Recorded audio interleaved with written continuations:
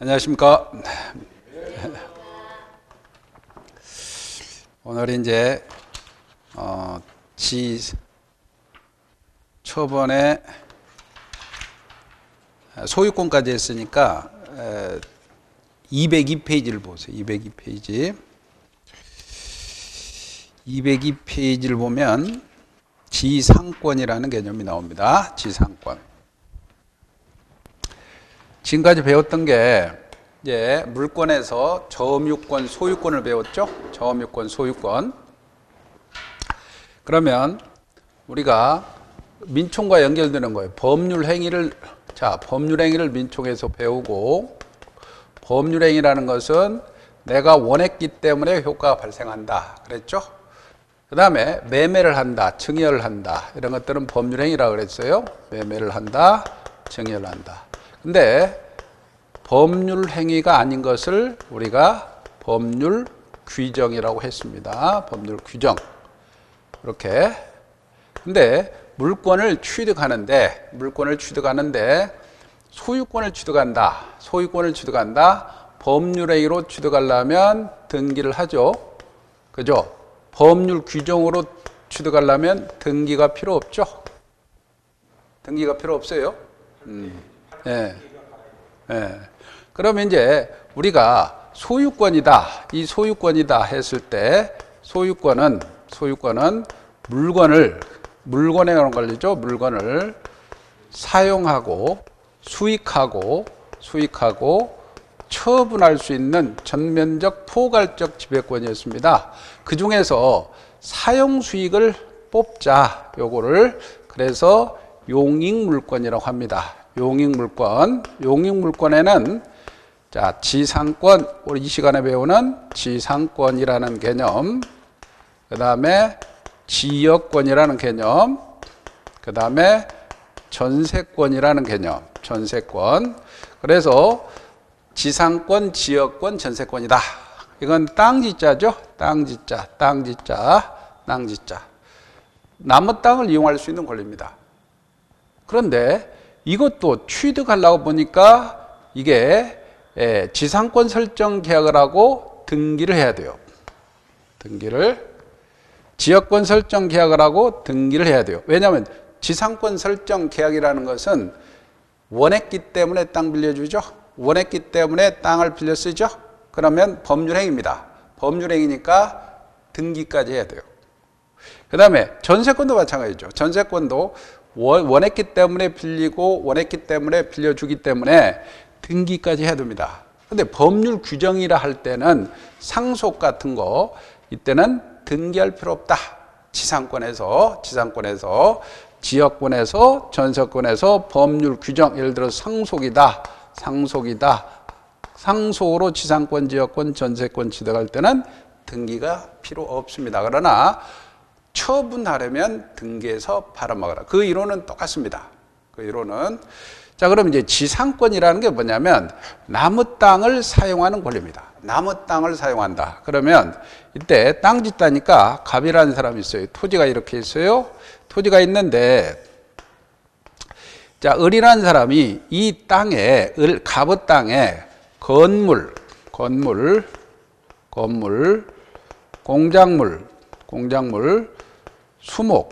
수목을 소유하기 위해서 남의 땅을 사용, 수익할 수 있는 권리입니다. 사용하고 수익할 수 있는 권리가 지상권이야. 근데 이 지상권은 설정 계약, 땅 사용하는 사람을 지상권자라 그래. 지상권자, 토지 주인을 지상권 설정자라 그래. 지상권 설정자. 그러면 토지 주인은 지상권 설정자하고 땅 이용권자하고 설정 계약을 하고 등기까지 해야 이 등기가 이렇게 될 거예요. 자, 을구사항란에 갑부에는 소유권에 관한 사항을 등기하죠. 을구사항란에 1번 지상권이다. 지상권자가 을이다. 이렇게 등기를 해야 지상권을 취득하는 거예요. 그러면 지상권은 물권입니다. 이 지상권은 물권이야. 그러면 이 지상권은 물권인데 요게 소유하기 위해서 목적이 있고 그리고 건물 견고한 건물을 위해서는 30년 견고하지 않는 건물은 15년 공작물은 5년이라는 이 존속기간을 시간적 제한을 두고 있습니다. 지상권에서는. 그러면 이게 30년, 15년, 5년을 보장해 주지 않으면 다른 약정으로 특약을 했더라도 이 지상권에 관한 규정은 강행 규정이기 때문에 무효가 되는 겁니다. 최단기간 30년, 15년, 5년을 보장해 줘야 돼요. 그럼 땅 주인으로 보세요. 여러분이 땅 주인이 있다면 그것도 물권으로 30년, 15년, 5년을 빌려준다고 할 때 그리고 토지 주인이 이와는 달리 약정을 하면 강행 규정 위반으로 그 약정은 무효로 만들어버려요. 그러면 이 사용하는 지상권자 입장에서 좋죠? 기간을 오래 나무 땅을 쓸 수 있고 그 다음에 어떻게 됩니까? 나무 땅을 오래 쓸 수 있고 그 다음에 자기에게 유리하게 약정할 수 있잖아. 그럼 땅 주인 입장에서는 이렇게는 안 빌려준단 말이에요. 그러니까 사실은 지상권 제도가 실제는 거의 사용되지 않아요. 땅 주인 입장에서는. 왜냐하면 땅 주인이 내 마음대로 약정하고 내 마음대로 해야 되는데 지상권을 설정해 주면 내 마음대로 약정하더라도 지상권자에게 불리한 거 효력이 없다. 무효시켜 버리니까. 그럼 땅 주인은 또 30년, 15년, 5년간 빌려줘야 돼요. 그 기간보다 적으면 30년, 15년, 5년까지 연장돼 버려요. 그래서 실질적으로는 땅 주인 입장에서는 지상권 설정 안 해줍니다. 그건 뭐냐? 나무 땅을 빌려 쓰는 방법, 쉽게 말하면 나무 토지죠. 나무 토지를 빌려 쓰는 방법에 사실은 우리 민법에는 지상권으로 빌리는 거야. 지상권으로 빌리면 이런 토지 주인에게는 불리한단다. 부담이 너무 많단 말이에요. 그러니까 토지 주인 입장에서는 이거는 지상권은 지금 물권이잖아요. 물권이니까 용익물권자인 지상권자 입장에서는 사용 수익하는데 굉장히 유리하고 마음대로 처분할 수 있고 투하자금을 회수할 수 있죠. 그러니까 이 토지 주인 입장에서는 굉장히 불리해요. 부담이 된단 말이에요. 그러니까 토지 주인은 지상권 설정 안 해줘요. 그럼 뭐로냐? 그러면 임차권이라는 채권 형식으로 많이 빌린다. 임차권. 즉 임대차라는 이런 채권 방식으로 빌려주는 거. 이게 대부분이죠. 내 땅을 빌려줄 때 임대차로 한다면 이거는 기간에도 제한이 별로 없어요. 30년, 15년, 5년 빌려주지 않아도 돼요. 그 다음에 강행 규정이지 않고 의무 규정이 되어 있단 말이에요. 의무 규정이니까 토지 주인 입장에서 본다면 내가 마음대로 요리할 수 있는 임대차로 가는 거지 지상권으로 빌려주는 일 거의 없습니다. 내 땅 주인이라면. 나도 그러죠. 지금 땅 한 평이 얼마인데요? 30년, 15년, 5년 빌려줘봐요. 그러면 30년 지나면 우리 줄 거 없어요. 그죠? 그렇잖아요. 그래서 실질적으로 지상권 제도가 실제 우리 일상생활에서는 거의 없어요. 대부분이 뭐로 가냐면 임대차로 가는 거예요. 토지 임대차로 가는 거예요. 임대차로. 땅 주인 입장 줄이래. 그럼 임대차는 뭐죠? 임대차는 이건 뭐예요? 618조라는 조문에 자, 우리 교재 한번 봅시다. 임대차 보고 뒤에 다시 올 겁니다. 321페이지를 보세요. 321페이지. 우리 교재의 321페이지. 321페이지. 우리 교재 321페이지. 자, 임대차 봅시다. 618조라는 조문이 있습니다. 임대차 의의가 있죠. 임대차는 당사자 일방이 상대방의 목적물 사용 수익에 할 것을 약정하고 목적물 사용 수익할 것 밑줄이고 약정 동그라미 치세요.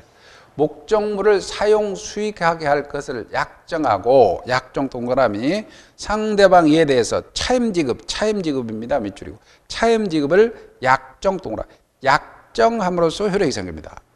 그 쉽게 말하면 목적물 사용 수익해 줄게 라고 하고 차임 줄게 라고 약정하면 되잖아요. 그죠?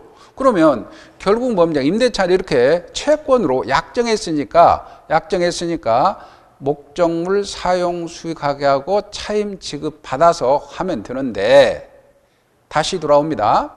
다시 202페이지입니다. 지상권 물권으로 한번 봅시다. 물권은 279조라는 조문이 있어요.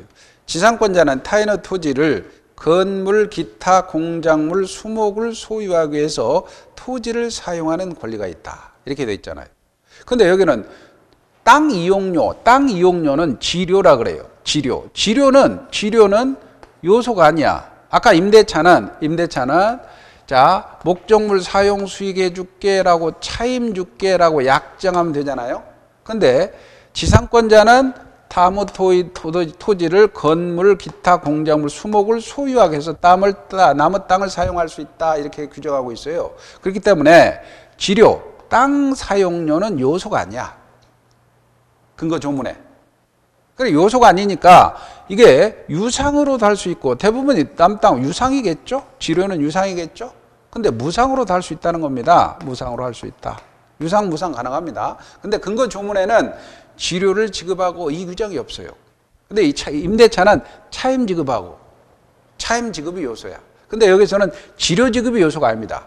지료 지급이 요소가 아니다. 그래서 시험 문제가 만약에 우리 시험 공부에서는 지상권에서 지료 지급은 지상권의 설정 계약의 요소가 아닙니다. 여기는 차임 지급하고 그랬잖아요. 그죠? 그러면 이 지료는 유상으로 약정했을 때 요거 지료를 등기해야 제3자에게 대항할 수 있다는 게 판례 입장이고. 이해가죠? 그래서 지상권은 이처럼 건물, 공작물. 그런데 사실 왜 이렇게 근데 실무에서 지상권이 안 쓰이느냐? 그러면 실제에서는 자, 갑이라는 사람이 토지가 있다 합시다. 토지가 있어요. 근데 은행을 상대로 1억을 꾸고 저당권이나 근저당을 설정한다고 봤어요. 갑이. 그러면 나대지 이게 은행이라고 본다면 갑 채무자 나대지의 금전 소비대차를 하면서 저당권 잡을 때는 반드시 은행에서는 지상권을 같이 요구합니다. 지상권. 왜냐하면 저당권이라는 개념 자체는 관념적 권리고 내가 은행 입장에 선다면 저당권 설정한다 했다면 사용 수익은 여전히 채무자가 가죠. 은행은 그냥 담보 가치, 즉 교환 가치만 확보하고 있어요. 사용 수익은 그대로 채무자한테 맡겨놓는 거예요. 그러니까 이 땅에다 갑자기 건물 지으면 안 되잖아요. 그지? 그걸 막기 위해서 은행에서는 담보 가치를 확보하기 위해서 저당권이나 근저당 설정하고 반드시 지상권 설정을 요구해요. 이건 실무에서 이제 법정 지상, 담보 지상권이라 합니다. 그건 법률 용어는 아닙니다. 그러면 자, 저당권이나 근저당 설정할 때 나대지라면 반드시 은행에서는 지상권을 요구해요. 그래서 만약에 남의 땅에다가 살라고 보니까 근저당 또는 저당권 설정도 있고 지상권 설정도 있는 등기부가 많습니다. 근데 그 지상권은 은행이 담보가치의 증대를 위해서 지상권을 잡아놓는 거예요. 왜냐하면 여기 건물, 공작물, 수목 소유하기 위해서 지상권이 있으니까 여기에 건물을 못 짓게 하기 위해서. 이해가죠? 이럴 때 지상권이 이용됩니다. 지상권이. 근데 우리 시험에서는 이 담보지상권인데 이게 1억이 갚으면 시험에서 이런 문제 한번 나왔어요. 1억을 자 갚아버렸어. 갑이. 갚아버리면 저당권 소멸합니다. 그러면 당연히 지상권도 말소 등기 없이도 소멸한다는 게 판례 입장. 이거는 1억을 담보하기 위해 지상권을 설정해 놓았기 때문에 은행이 여기다 건물, 공작물, 수목을 소유하기 위해서 짓기 위해서 지상권을 설정한 게 아니거든요. 아셨죠?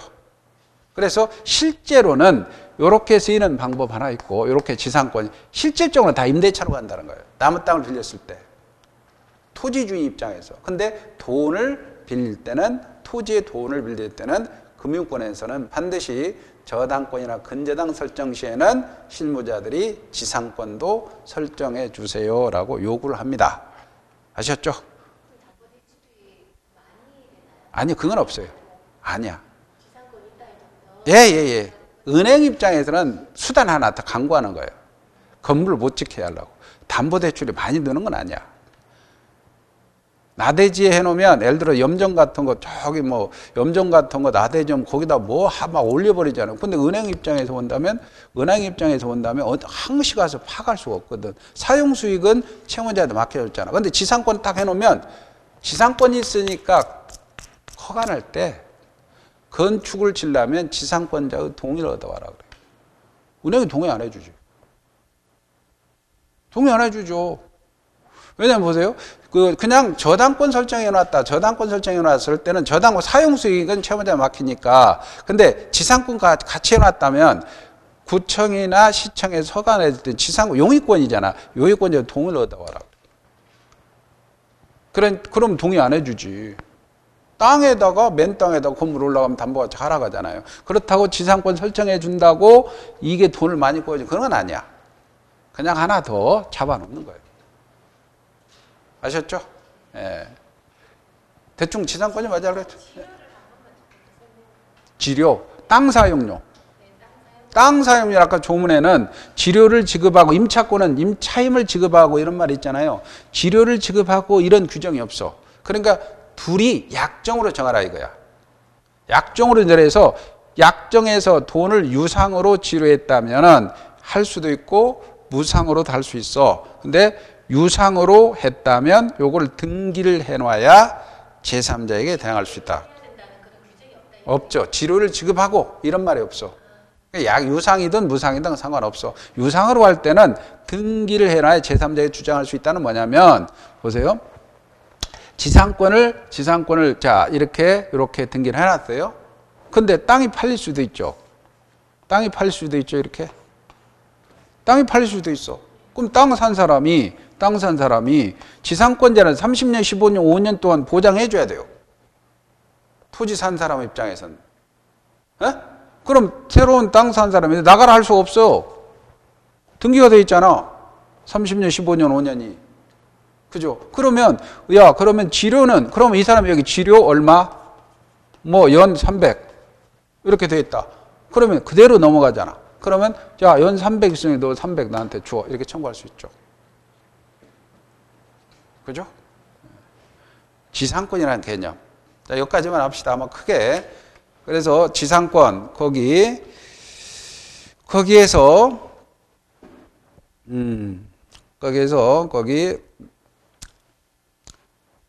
양가로 1번 보세요. 202페이지 양가로 1번. 지상권이란 지상권자가 타인의 토지 전부 또는 일부에 대해서 건물 기타 공작물이나 수목을 소유하기 위해서, 공작물은 예를 들어서 전신주 같은 거 있잖아요. 광고탑 같은 거 생각하시면 돼요. 에? 소유하기 위해서 그 토지를 사용하는 권리를 말하며 지료는 성립요건이 아니다. 지료는 성립요건이 아니다. 이해가죠? 조문에서 지료를 지급하고 그 말은 없잖아요. 성립요건이 아닙니다. 오른쪽에 양가로 2번 보세요. 양가로 2번. 지료는 성립요건은 아닙니다. 그러나 특약으로 약정으로 할 수도 있고 약정 외에 지료 의무가 있으며 2년 이상 연체 시에는 소멸청구 대상이 됩니다. 소멸청구할 수 있어요. 2년입니다. 2년. 지상권은 지료를 약정했다면 2년 안 주면 소멸청구하는데 임차권은 차임을 2번 안 내면 해지합니다. 해지할 수 있어. 이런 차이점이 있죠. 그 다음에 존속기간, 자, 취단기간 강행규정이라고 되어 있죠. 견관 건물 수목 소유 목장은 30년. 무조건 보장해 줘야 돼요. 그래서 토지 주인이 안 하는 거야. 큰 2번. 그 다음에 견고하지 않는 건물, 목조 건물이라면 15년 이상, 공작물이면 5년 이상. 그래서 토지주인 입장에 부담스럽다는 얘기죠. 그러니까 대부분 지상권 안 해준다는 얘기죠. 자, 넘기세요. 넘기시고 이렇게 지상권 파악하고, 그 다음에 또 지상권자가 갱신 청구권, 지상물 매수 청구권, 이건 잠시 봅시다. 이 사람이 말이에요. 여기 지상권에서는 283조라는 조문에서 238조 지상권은 요거까지만 하고 바로 건너듭니다. 283조라는 조문에서 자, 이 사람이 건물을 지으려고 건물을 소유하기 위해서 나무 땅 빌려요. 30년. 갑이라는 사람이 토지가 있어요. 이렇게 토지가 있는데 을이라는 사람이 건물을 예를 들어서 건물을 소유하기 위해서 건물을 지었어요. 근데 첫째 이 사람은 지상권자야. 지상권자가 존속기간이 만료가 돼요. 존속기간이 만료가 됩니다. 존속기간 30년 전에 일단 30년 다 끝나버렸어. 두 번째 목적물이 현존하고 있어요. 건물이 지금 현존하고 있어. 세 번째 야 다시 한번 연장해 주세요 라고 갱신 청구를 해요. 갱신 청구를 한 번 더 30년 경관 건물에 하면 30년 경과하지 않는 건물에 15년 해주세요. 그러면 이 사람이 오케이 하면 설정자가 토지 소유자 오케이 하면 연장이 되는 거야. 근데 싫어 거절할 수 있죠. 거절해버리면 네 번째 매수 청구가 들어옵니다. 지상물 매수 청구. 사가세요? 그러면 내 건물 사가세요. 그러면 거절 못해요. 거절이 못하고 매수를 해야 돼요. 그러면 매수를 못하고 매매가 성립돼 버려요. 그냥 매매가 성립돼. 그래서 매수 청구권은 사가세요 해버리면 매매가 성립하는 권리가 형성돼. 그래서 이거를 형성권이라고 그래요. 형성권. 자 보세요. 자 끝났는데 싫어 그랬더니 사가라면 사가야 돼버려요. 쓸모가 없어 상관없어요. 이 지상물 매수 청구 283조는 지상권 강행규정이니까 지상권자에 불리한 건 또 효력이 없어요. 이런 규정이 있어요. 또 나중에 임대차에도 마찬가지. 임대차에서도 임대차 이 규정이 그대로 갖다 써요. 이 그대로 써서 643조라는 조문에서 임대차 계약을 했어요. 토지 임대차 계약을 했어요. 그리고 존속기간이 만료돼요. 현존해요. 갱신 청구해요. 거절해요. 그러면 임차인도 건물 사가세요. 그럼 사가야 돼요. 세액을 벌리는 땅이 있으면 세요. 지만 내내야죠. 근데 그러니까 이게 다 강행 규정이란 말이에요.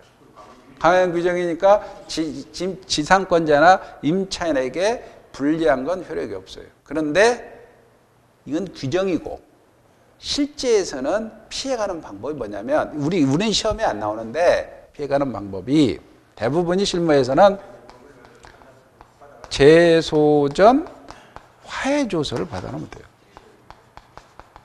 이거는 우리 시험에 나오지 않습니다. 대부분이 토지주인 입장에서는 제가 그 건을 하나 처리했는데 수도권에서 신도시인데 요 땅이 이 을이라는 사람이 임대차를 해서 이 사람이 해물탕집을 해요. 해물탕집. 그럼 해물탕집을 해서 건물 지었는데 건물을 5억을 들였어요. 5억을 들여가지고 건물을 지었어요. 건물을 지었는데 자 5년이 지났어요. 5년 계약을 했어요. 5년 계약을 했는데 5년 동안 10억 벌었다고 하더라고요. 이분이. 근데 자 임대 5년이 끝났어요. 이거 멀쩡해요. 집이. 음식점 멀쩡해. 그리고 갱신 청구를 한번 해요. 거절해요. 근데 이 사람이 나가라는 거야. 근데 임차인이 저한테 온 거예요. 이거 좀 더 장사가 잘 되니까 할 수 있는 방법이 뭡니까? 그래서 혹시 제가 그래 계약서를 가져와 보세요. 그랬어요. 그랬더니 혹시 재소전 화해조서 같은 거 안 만들어 놨어요. 땅 주인데 이거 만들어 놨는데 모르더라고. 가방끈이 좀 짧아가지고. 근데 만약에 너 이렇게 계약서에 자 임대차 끝나면은 건물을 철거해야 된다라는 특약을 했다 손 치더라도 요게 강행 규정이니까 요 특약은 무효가 돼 버리거든요. 임차인에게 불리하니까. 근데 이 사람이 재소전 화해주서를 딱 만들어 놨더라고. 재소전 화해주서는 자기가 임대차 끝나면 철거하겠습니다 라고 특약을 해서 판사 앞에서 화해를 해서 판사가 딱 도장 찍어주고, 변호사 사무실에 가면 비용 얼마 안 들어가거든요. 그거 하면 집행력이 있어요. 그러니까 철거해야 돼요. 철거해야 돼요. 그렇죠. 철거, 그러면 사과를 할 수는 없게 만드는 거예요. 너 철거하라, 원상복구해라. 이게. 대부분이 반환 시에는 원상복구해야 된다. 이렇게 돼 있잖아요. 임대차에. 근데 요게 매수 청구권을 그것을 배제하는 효력은 없는 거예요. 그러니까 내 토지에 특히 공장 같은 거 있잖아요. 음식점에 음식할 때 건물 지어서 공장을 하거나 음식점을 하잖아요. 그럴 때는 반드시 재소전 화해조서를 비용 얼마 안 들어 놓습니다. 그 내용을 해서 반환시한 원상복구하고 완전히 철거하고 매수 청구할 수 없다. 그 내용을 집어넣어 놓으면 꼼짝 못 합니다. 그런데 우리는 이런 것까지는 시험 문제는 안 나오고, 이건 실무고, 근데 우리는 이런 것들을 배우는 거예요. 대충 아셨죠? 그리고 넘어가면 됩니다. 넘어가면 되고, 쭉 넘기세요. 쭉 넘기시고, 법정지상권이란 말이 나오는데, 자, 법정지상권 개념 잠시 보고 갑시다. 206페이지에. 법정지상권은 보세요. 이거는 지상권은 당사자가 설정 계약을 하고, 지상권 설정 계약하면 계약이니까 등기까지 해야 되죠? 그죠? 근데 법정지상권은 법에서 인정해버립니다. 법에서 인정해. 우리는 토지 건물이 별개의 부동산이야. 우리 제도가 지금 법정지상권인데 이 토지와 건물이 이게 별개단 말이에요. 별개 부동산이단 말이에요. 별개야. 근데 어떤 사유로 토지하고 건물이 소유자가 달라져. 그럴 수 있잖아요. 예를 들어서 내 토지에 건물을 짓고 살다가 토지만 팔거나, 아니면 어떤 사람이 건물에다가 저당권 설정했는데 경매가 들어가 버린 거예요. 건물만 다른 사람이 팔아버리고, 토지 건물이 소유자가 달라지죠. 그죠? 그러면 토지 건물 소유자가 같을 수가 있지만, 예를 들어서 토지만 팔리거나 건물, 토지 둘 중 하나에 저당권이 설정돼서 만약에 경매가 들어가서 토지 건물 중 하나가 소유자가 달라졌을 때, 그럴 때 야, 내 땅에 네가 웬 건물, 그래서 토지 주인이 건물 철거해. 그럼 꼼짝 철거해야 돼요. 그러면 사회 경제적 손실이잖아. 그렇죠? 그럴 경우에 대비해서 법에서 강제적으로 지상권을 인정했어요. 그래서 철거 못하게 만들었어요. 이게 법정지상권의 취지입니다. 그래서 법정지상권은 요게 법정지상권은 크게 305조라는 조문에서 366조라는 조문에서 뭐 가등기담보법 쭉 있는데, 특히 이제 366조 법정지상권, 저당권, 가령 갑이라는 사람이 있다, 토지가 있고 건물이 있다. 이렇게 토지 건물이 있습니다. 토지 건물이 있어요. 이렇게. 근데 토지 건물 둘 중 하나 또는 둘 중 상관없어요. 여기에 저당권이 설정되어 있어요. 둘 중 하나 또는 둘 중 하나 또는 둘 다에. 그러다가 이 사람이 돈을 안 갚으니까 경매 실행해. 이 경매. 담보권 실행 경매라 그래요. 판결문이 필요 없습니다. 그러면 병이라는 사람이 경락을 받게 돼요. 그러면 토지 주인은 건물 주인은 병이 되고, 토지 주인은 여전히 갑이죠. 예? 토지 주인 갑이죠. 그럴 때 토지 주인이 열받으니까 너 건물 철거해. 그러면 사회경제적 손실이잖아요. 그럴 때 요때 당연히 당연히 이 땅을 이용할 수 있는 설정 계약을 하지 않더라도 366조라는 법 조문에서 당연히 지상권이 생기는 거예요. 이 지상권이 생기는데 요거는 법률 규정에 의한 지상권 취득이요. 법률 행위가 아니고 법률 행위가 366조라는 법률 규정에 의해서 지상권을 취득하니까 등기 없이 취득해 버려요. 법률 규정이니까. 그러나 처분하려면 등기해서 팔아먹여야죠. 지상권 개념 알겠죠? 이처럼 토지와 건물이 같은 사람이어야 돼요. 원래부터. 토지 건물 같은 소유자였다가 그래서 법정지상권 성립요건은 일단 동일 소유해야 돼요. 토지 건물 동일 소유.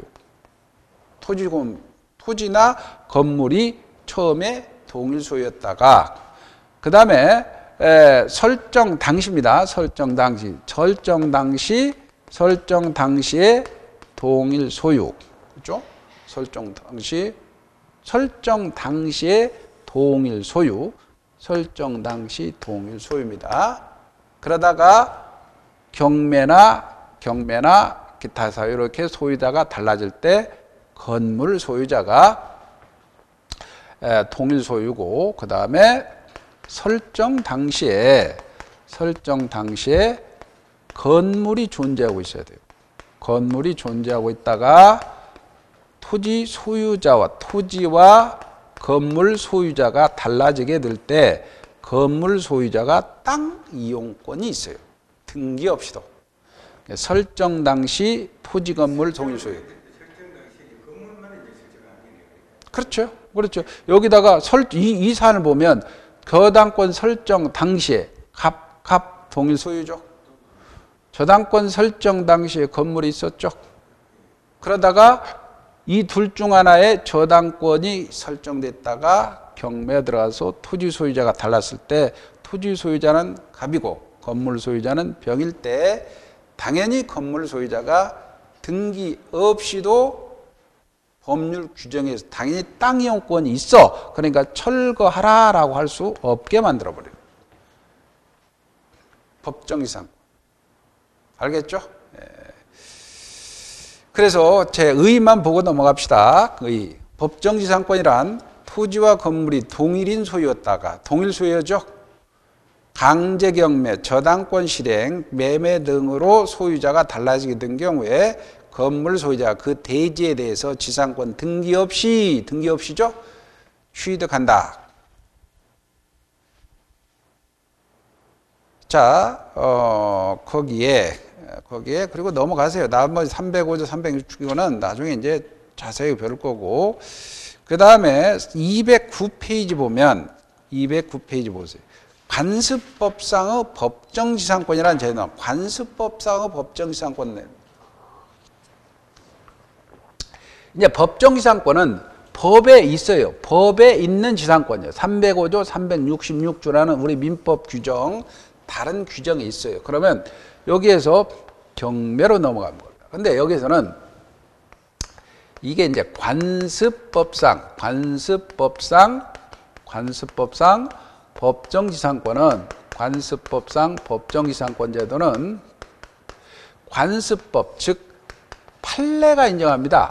판례가 인정하는 법정지상권이에요. 판례. 조문에는 없어. 근데 이 민법 규정의 동일 소유자 요건이 아닌 사유. 가령 갑이라는 사람이 있고 토지가 있고 건물이 있다 합시다. 토지 건물이 있을 때 이때 동일 소유. 토지도 갑, 건물도 갑, 동일 소유요. 그런데 소유자가 달라집니다. 근데 경매로 달라지는 게 아니고 팔아버린 거야. 매매, 기타 원인에 의해서 소유자가 달라져요. 매매, 기타 원인에 의해서. 여기는 경매로 달라지죠. 이 경매는 이거는 저당권이 이해서니까 임의경매라고 그래요. 담보권 실행경매단 말이에요.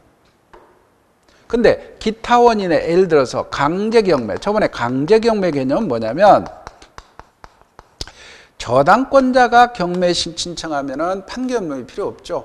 근데 자, 우리가 이 용어입니다. 용어. 임의경매라는 용어와 강제경매라는 용어. 이거는 다른 말로 지금은 집행법이 개정돼서 임의경매라는 말 쓰지 않고 담보권 실행경매라고 합니다. 담보권 실행경매. 요건 뭐냐면 요처럼 저당권이나 전세권의 경우는 판결문 필요 없이 바로 경매 들어가. 이건 판결문이 필요 없어요. 판결문이 필요 없이 바로 경매 들어갑니다. 변제기에 돈을 안 주면 바로 경매 들어가. 근데 강제경매는 판결문이 필요해요. 판결문이 필요해. 집행권원이라고 합니다. 유식하게. 그러면 만약에 을이라는 사람이 갑한테 돈을 구워줬어요. 돈을 안 준다 이거야. 1억을 안 준다. 1억을 안 준다. 그러면 을이라는 사람은 돈 내놔라고 자 대여금 반환 청구 소송하겠죠. 판결문을 받아요. 그 판결문 받아서 압류해서 강제경매 들어가. 이럴 때는 강제경매 들어가서 이 사람이 어떤 사람이 강제경매 들어가서 이 사람이 경락받아 버렸어요. 이게 A가 채권자라면 강제경매로 경락받은 사람이죠.